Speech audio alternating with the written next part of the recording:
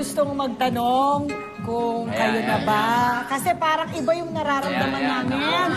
So, what is the fact? Bakit ako? Or ikaw, Ikaw, Hindi, abangan. Abangan. Marami ang naghintay sa pag-amin ng rumored sweethearts na sina Elmo Magalona at Janine Gutierrez sa tunay na estado ng kanilang relasyon. Kamakailan, Janine and Elmo confirmed what people have been suspecting all along. They are officially on. Ngayong hapon sa Star Talk, one of the most beautiful young sweethearts in showbiz today, Janine Gutierrez and Elmo Magalona, live!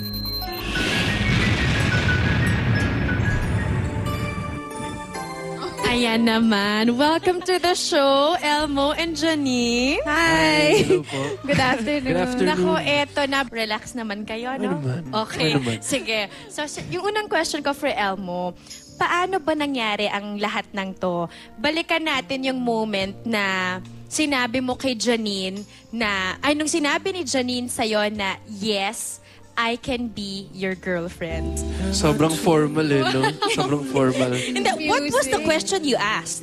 Can you be my girlfriend? Can you be my girlfriend? And... Tapos ano yung sinagot mo? Yes. Siyempre. She's happy. O, eto naman. Elmo, paano mo niligawan si Janine? Sinurprise ko na lang siya. Eto naman, pinahirapan mo ba siya sa panliligaw?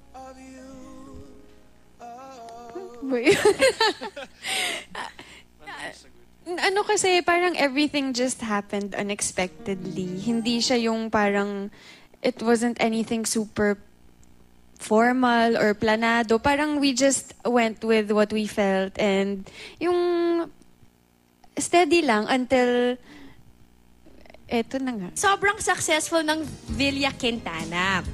At ngayon naman, you have another project coming up. Congratulations. Thank you. Diba? Ito naman yung More Than Words. So itong More Than Words, how different is this from Villa Quintana when it comes to your roles as love team? Paano ba siya na iba? Super yung story. different. Na naman, nagtitigan na naman kayo. Nawala na naman yung sagot nyo. Sa story pa lang ibang-iba na siya. And gusto ko na hindi na siya drama. Kasi super heavy drama yung Villa Quintana. Dito, napaka-light ng kwento. And maraming makaka-relate sa kwento namin. It's about Ikay and Hero. Si Ikay kasi medyo bullied since hindi siya kagandahan. What's your message for each other?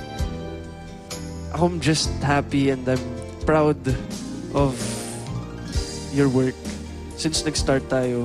Kasi na nagpakita ka ng bagong character dito sa show and kita ko yung super nag-e-effort ka talaga para sa show and I'm super happy na nagtutulungan tayo dito for More Than Words. Nakakaloka yung background music. Ako, I'm just really, really happy for you and everything that you've achieved since Villa. And I'm glad to be a fan while you're, alam mo yun, you're growing with work and like with the things na gusto mong gawin sa mga bagay na ka about. And I'll always be here to support you naman. So, Ay, ang sweet nun. Ako naman for you guys, I wish you all the best.